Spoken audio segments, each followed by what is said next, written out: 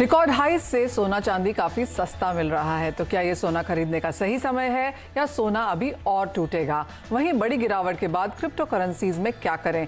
आज के शो में हम दोनों एसेट क्लासेस पर बात करेंगे। गोल्ड पर बात करने के लिए हमारे साथ हैं इब्जा के डायरेक्टर सुरेंद्र मेहता और कामाख्या जूल्स के एमडी मनोज झा। वहीं क्रिप्टो पर हम बात करने के लिए जुड़ेंगे क्रिबाको के फाउंडर सिद्धार्थ सोगानी और रिफ्लेक्सिकल के फाउंडर अजीत खुराना से। शो की शुरुआत लेकिन हम यहाँ पर सोने के साथ ही करेंगे और हमारे साथ हमारे गेस्ट यहाँ पर मौजूद हैं। ये एक और हफ्ता है जहाँ पर सोने और चांदी के भावों में गिरावट देखने को मिली है।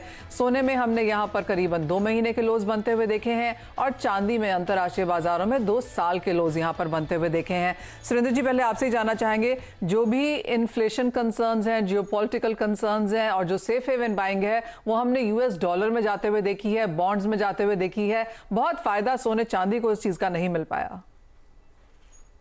जी बिल्कुल, जैसे कि हमने पिछले लगभग 1 महीने से हम देख रहे हैं सोना लगातार $2000 से गिर के ये इस सोने ने जब तक $1851 का बॉटम बनाया था तब तक तो बात समझ में आती थी, लेकिन उसके बाद बिल्कुल ये मार्केट डायरेक्शन लेस हो चुका है। और जैसा कि आप सही कह रहे हैं, जो सारे कंसर्न है इसका फायदा दूसरे एसेट क्लास को मिल रहा है, गोल्ड को फिलहाल मिल नहीं रहा है। और जब भी गोल्ड में एक जो बड़ा फियर जो मुझे नजर आता है फिलहाल, जिसकी वजह से शायद गोल्ड के प्राइसेस अफेक्ट हो रहे हैं, वो ये है कि जितने भी बड़े फंड हाउसेस हैं उन्हें ये लग रहा है कि शायद स्टॉक मार्केट में बहुत बड़ा फॉल आएगा और उसका मार्जिन पेमेंट हमें गोल्ड बेचकर ही करना पड़ेगा। इसलिए गोल्ड में जबरदस्त बिकवाली है, पूरे इंटरनेशनल बाजार में बिकवाली है। और पिछले 4 सेशन से हमने 10 में से ये ट्रेंड आते हुए देखा है, हर दिन गोल्ड $10 नीचे जाता है।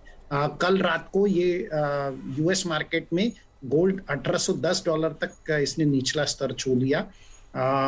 मुझे लगता है कि अभी इसमें और भी डाउनफॉल बाकी है, क्योंकि जब तक ये फियर ग्रिप से बाहर नहीं आ जाता तब तक गोल्ड, दूसरे एसेट क्लासेस गोल्ड से बेहतर परफॉर्म करेंगे और गोल्ड परफॉर्म नहीं करेगा, जो कि क्लियरली हमने होता हुआ देखा भी है। क्योंकि अगर आप वीक ऑन वीक देखें, मंथ ऑन मंथ भी देखें, तो सोना यहाँ पर इस वक्त फिलहाल यहाँ पर नेगेटिव कारोबार करता हुआ दिख रहा है। सुरेंद्र जी, एक और चिंता जो बाजार को ये है कि जैसे आपने कहा कि इंपॉर्टेंट सपोर्ट लेवल्स हमने टूटते हुए देखे हैं, कितने चांसेस हैं कि हम 1800 का स्तर टूटता हुआ देखें, और क्या भारतीय बाजारों में 50,000 अब एक फॉर्मेलिटी है?